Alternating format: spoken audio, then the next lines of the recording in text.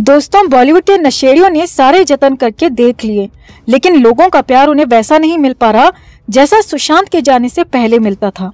यही वजह है कि सारे के सारे भांड आजकल नौटंकी की दुकान खोलकर बैठे हैं। कोई बाप को याद करके इमोशनल होने का नाटक कर रहा है, तो कोई पति की याद में 2 साल बाद आहें भर रही है। तो इधर चुलमान दादू ने एक अलग ही तरह का गोबर कर रखा है। चुलमान दादू की हाल ही में हमने एक वीडियो देखी जिसमें वो आईफा अवार्ड में बकायती कर रहा है, बात कर रहा है। उसमें वो माइक पकड़कर लोगों को बता रहा है कि उसकी लाइफ में सबसे यादगार पल कौन सा था, सबसे बुरा समय कौन सा था। दरअसल आईफा अवार्ड में रितेश देशमुख ने दादू से पूछा कि आपकी लाइफ का सबसे यादगार मोमेंट कौन सा है, तो चुलमान दादू ने जो जलवा बिखेरा, भाई क्या कहने।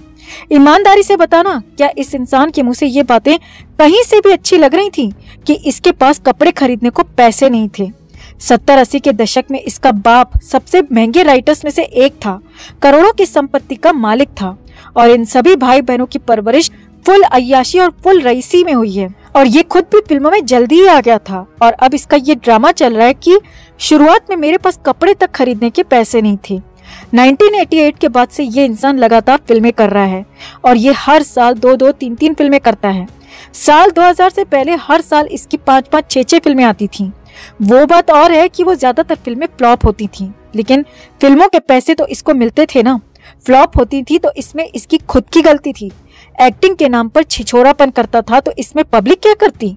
और बंदा ऐसे दिखा रहा है कि सुनील शेट्टी ने कपड़े दिए, ये दिया, वो दिया, घर पर लेकर गया। अबे वो जंगल के पुराने बरगद के पेड़ से भी पुराने प्राणी, कुछ तो शर्म कर ले भाई। बुढ़ा हो रहा है लेकिन नाटक ऐसे कर रहा है जैसे न जाने कितने गरीब परिवार से बिलोंग करता है। ये इसका स्ट्रगल है। मतलब ये अभी भी अपनी फिल्मों की कहानी पर, डायरेक्शन पर, एक्टिंग पर ध्यान देने की कोशिश नहीं कर रहे। अभी भी लगे पड़े हैं कि लोगों को किसी भी तरह से इमोशनल फूल बनाया जाए, लोगों को पागल बनाया जाए और सिंपैथी गेन की जाए। यार हद हो रही है, और रोता हुआ कितना गंदा लग रहा है ये इंसान। हमें तो इतनी हंसी आई इसे ऐसे नाटक करते देख कि इसने तो राखी सावंत और उर्फी जावेद को भी फेल कर रखा है। इसकी इस क्लिप को देखकर एक बात तो पक्का है कि अगर ये लड़की होती तो राखी सावंत, उर्फी जावेद और पूनम पांडे को कड़ी टक्कर देती। और आइटम सॉन्ग्स तो इसे इतने मिलते कि हेलन ने भी इतने नहीं हिलाए होंगे जितने ये हिलाती। हम इस दद्दू से कहना चाहेंगे कि चाहे जितनी कोशिश कर लो, चाहे जितने मगरमच्छ के आंसू बहा लो, लेकिन अब तुम्हारा बीइंग ह्यूमन के पीछे छिपा असली चेहरा सब देख चुके हैं। और अब उम्मीद भी मत करना कि तुम्हारी ऐसी ड्रामेबाजी से लोग भावुक होकर तुम्हारी फिल्में फिर से हिट करा देंगे और तुम्हारी दुकान एक बार फिर चल पड़ेगी। और सुशांत के साथ तुमने जो कुछ भी किया उसके बाद तो लोग तुम्हें वैसे ही कभी भी माफ करने वाले नहीं हैं, और ये बात तुम्हें भी अच्छे से पता है। और इसीलिए अब तुम ये सिंपैथी कार्ड खेलने पर उतर आए हो और वक्त वक्त पर दुनिया के सामने नकली आंसू बहाते नजर आते हो। लेकिन याद रखना, लोग भावुक हो सकते हैं, बेवकूफ नहीं। क्या आप इस बुढ़ऊ दद्दू को कभी माफ कर पाएंगे जिसने करण जौहर और आदित्य चोपड़ा के साथ मिलकर सुशांत को हर बड़े बैनर से बैन करवाया और उन्हें बर्बाद करने में कोई कसर नहीं छोड़ी? कमेंट में जरूर बताएं। वीडियो को लाइक और शेयर कर अपना प्यार और सपोर्ट भी जरूर दिखाएं। चैनल को सब्सक्राइब कर चैनल के साथ जुड़कर हमारी आवाज बने। दोस्तों, आज हम बात करेंगे एक एनजीओ के बारे में। एनजीओ है बॉलीवुड का एक बहुत बड़े सो कॉल्ड सुपरस्टार का। इस एनजीओ के बारे में बहुत कुछ कहा जाता है कि इसमें ये होता है, इसमें वो होता है।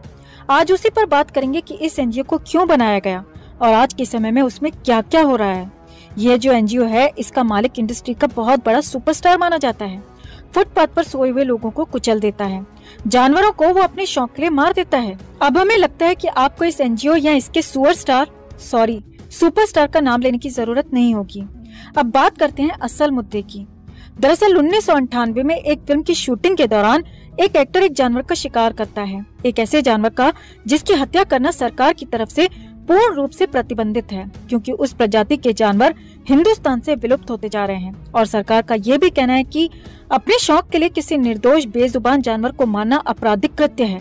लेकिन इस सुपरस्टार ने अपने शौक और मजे के लिए उस जानवर का शिकार किया, तभी इस पर केस दर्ज हो गया और 1998 से ही इस एक्टर पर आपराधिक केस चलने लगा। अब बात करते हैं एनजीओ की। एनजीओ की स्थापना की गई 2007 में, और इसका ये मालिक जो सबका भाईजान बना फिरता है, ये इसका असली मालिक नहीं है दोस्तों। इस एनजीओ को बनाया था इसके बाप ने, इसकी बिगड़ती हुई इमेज को सुधारने के लिए, क्योंकि जानवर शिकार मामले में तो इसकी इज्जत की फजीयत इतनी ज्यादा हुई थी कि कैसे अपने शौक के लिए बेजुबान जानवर को मारता है ये, और अपने आप को बड़ा स्टार कहलवाता है। आपको बता दें कि 2008-9 से पहले कोई भी इसको सुपरस्टार जैसे नामों से नहीं पुकारता था। 2008-9 से पहले ये सिर्फ एक गुस्सैल, बदतमीज, सिरफिरा, नशेड़ी और रईस बाप की बिगड़ी हुई औलाद कहलाता था। रही बात इसकी फिल्मों की, तो 2008 से पहले का इसका रिकॉर्ड देख लीजिए। 2-4 साल में इसकी इक्का दुक्का फिल्म हिट हो जाती थी, लेकिन 2008-9 के बाद इसका नसीब बदला और लगातार फिल्में इसको इस तरह दे दी गयी जो सुपर हिट होती रहीं। और वो इतनी सारी फिल्में सुपर हिट इसीलिए हुई क्योंकि वो सारी की सारी जो फिल्में थी वो साउथ की रीमेक थी। लेकिन इतनी हिट फिल्में देने के बावजूद भी एक्टिंग और इम्प्रेशन के नाम पर आज भी ये गोबर का गोबर है। खैर, 2007 में इसके बाप ने इसकी इमेज सुधारने को एक एनजीओ एस्टेब्लिश किया, और सिर्फ जानवर वाला केस नहीं था दोस्तों। 2002 में फुटपाथ पर सोए हुए लोगों पर गाड़ी चलाने वाला जो केस था, वो भी आप सबको पता है कि कैसे उस केस में भी इसकी किरकिरी हुई थी। ऐसा हो गया था कि हर तरफ इसकी इमेज एक बैड बॉय के रूप में बनती चली गई। दूसरी तरफ एक बाहर से आया हुआ दूसरा खान, हकला खान, वो इंडस्ट्री में लगातार सफलता की सीढ़ियां चढ़ रहा था, लगातार हिट पर हिट दे रहा था। तो हकला खान और ये सुअर खान स्टार्टिंग से ही आप सबको पता है कि अपने करियर में राइवल रहे हैं, कंपटीशन रहा है इन दोनों का शुरू से ही। तो जब ये देखा कि अरे बाहर से आया हुआ अपने जुगाड़बाजी से एक बाहर का लड़का इतना बड़ा स्टार बन गया, तो वहाँ पर क्या हुआ कि जुगाड़बाजी शुरू कर दी गई, दिमाग लगाना शुरू कर दिया इसके बाप ने।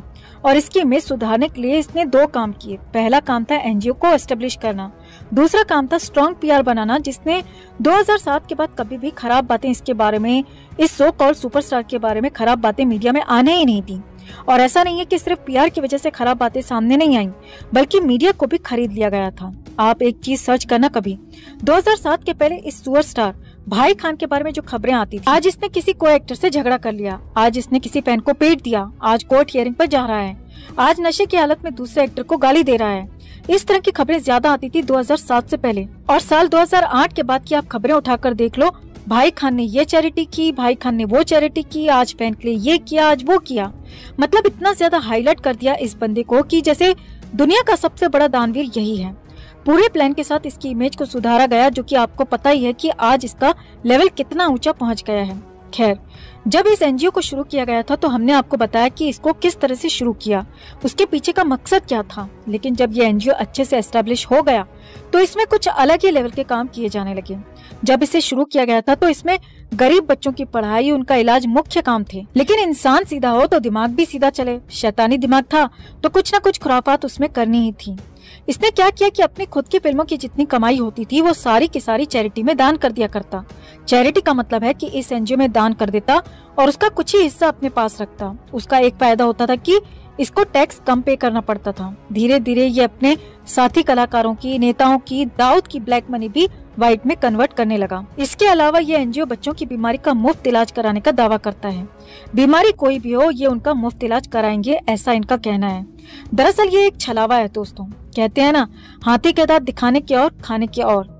यही हाल इस एनजीओ का है। कहने को ये मुफ्त इलाज कराते हैं, गरीब बच्चों का मुफ्त इलाज कराते हैं, लेकिन असल में मुफ्त इलाज के बहाने ये ह्यूमन ऑर्गन्स की तस्करी करते हैं। गरीब बच्चे जो अपना इलाज करा नहीं सकते, जिंदगी और मौत के बीच जूझ रहे हैं, उन्हें मरा हुआ दिखाकर उनके ऑर्गन्स निकाल के इंटरनेशनल मार्केट में बहुत ऊंचे दामों पर सेल करते हैं। ये ह्यूमन ऑर्गन्स की तस्करी करने वालों का बहुत पुराना बिजनेस है कि गरीब बच्चों से उन ऑर्गन्स को निकाला जाता है और इंटरनेशनल मार्केट में उनको सेल किया जाता है। और आज के समय में ये सब काम डायरेक्टली नहीं हो रहे हैं, बल्कि ये बड़े बड़े एनजीओ के द्वारा ये काम किए जा रहे हैं। और ऐसा नहीं है कि इस काम में ये अकेला एनजीओ है, लाखों ऐसे एनजीओ हैं इस देश के अंदर जो समाज सेवा के नाम पर इसी गोरख धंधे से जुड़े हुए हैं। जितने भी सेलिब्रिटीज हैं वो थोड़ा सा फेमस होते ही क्या करते हैं कि एकदम से अपना कोई एनजीओ खोल देते हैं। कभी सोचा है आपने, ज्यादातर बड़े स्टार्स का अपना एनजीओ है, अपना फाउंडेशन है, अपनी संस्था है, इसीलिए कि किसी और का ना सही अपना खुद का पैसा तो वो ब्लैक से व्हाइट करेंगे ही, और जो अपना ब्लैक मनी को व्हाइट कर रहा है वो दूसरे के पैसे को भी व्हाइट करेगा ही, सीधी सी बात है। अब सवाल आता है कि जब ये एनजीओ इतनी ज्यादा अंधेरगर्दी मचाते हैं या मचा रहे हैं तो राज्य सरकारें क्या कर रही हैं या केंद्र सरकार क्या कर रही है। तो आप इतना समझिए कि सरकारें किसी की भी हों दोस्तों, किसी भी पार्टी की हों, सभी को चुनाव लड़ने को पैसा चाहिए। और वो पैसा भी पार्टी को कोई भी बड़ा नेता जो है वो अपने खुद के पैसे से कभी चुनाव नहीं लड़ता है। सब चंदा लेती हैं बड़े बिजनेसमैन से, ऐसे गोरख धंधा करने वाली संस्थाओं से।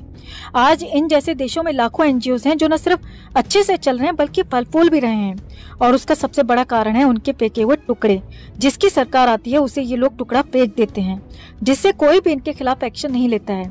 वैसे तो एनजीओ वाले मीडिया को भी खरीद कर रखते हैं, लेकिन सभी एनजीओ ज्यादातर गरीब लोगों में, गरीब बच्चों में डील करते हैं। तो गरीबों की खबरें तो वैसे भी हाईलाइट कभी हो ही नहीं पाती है मीडिया में, जिससे इन एनजीओ का ये काला धंधा वो हमेशा चलता रहता है, हमेशा चलेगा भी।